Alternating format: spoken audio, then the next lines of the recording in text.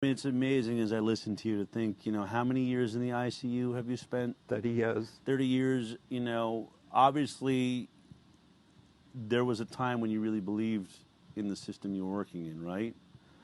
When did that belief really shift for you? Was it just COVID? So you ask a really good question.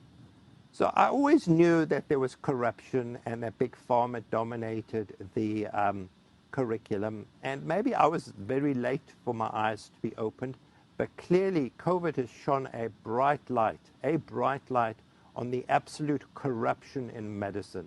And to be honest, it's probably goes back 20 or 30 years. And, I've realized now that almost everything I've been taught in medical school is wrong. Wow. I have to unlearn everything I've been taught because it's dominated by pharma and it's completely and utterly false and it's a fraud. I mean, most recently I've been really interested in the statin cholesterol fraud. Mm-hmm. How many people in this country take statins because there's this mistaken belief, and it's a fraud, that cholesterol and saturated fat cause heart disease. That is a fraud. Yeah. And it's perpetrated by Big Pharma because they want to sell you drugs that you take for the rest of your life. They're not interested in curing your disease. They're interested in prolonging your disease and your symptoms. We can say the same thing for SSRIs. We can say the same thing for diabetic medication. The same thing for proton pump inhibitors. Yeah. So I have had to unlearn everything I was taught at medical school because it's false. And we have been corrupted. And unfortunately, most doctors just don't want to see this. I don't think and it's a really interesting question. Why don't they see the corruption? Why don't they see the false medicine that they're practicing? Maybe it's because they're too scared to admit what they've been doing for the last 20 years is wrong. And they just follow.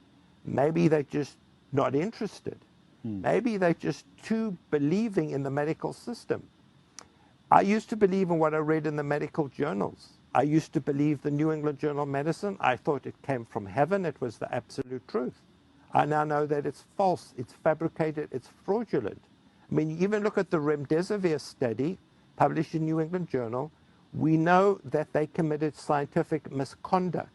In that remdesivir study, you may not know this. No. They changed the endpoint. What they did, Tony Fauci didn't say this in the White House, they unblinded the study halfway.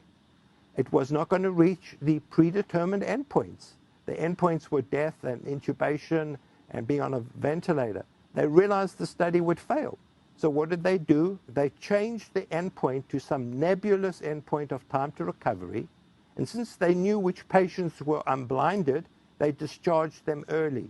It's a fabricated, fraudulent study. Wow. And based on this, and the New England Journal knew this, the FDA... So just to be clear, so that I understand this, they essentially had a study where they were going to show we have a reduction in death and ventilators, like in extreme results.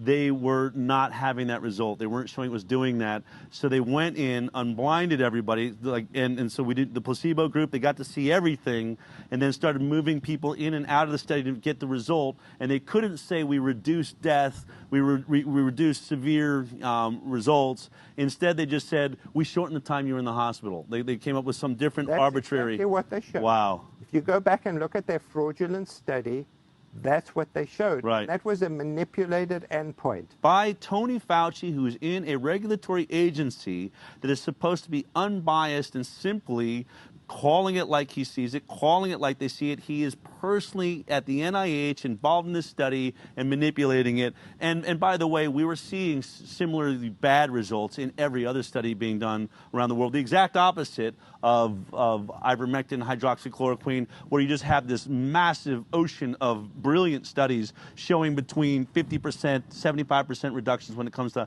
ivermectin in death and severe COVID.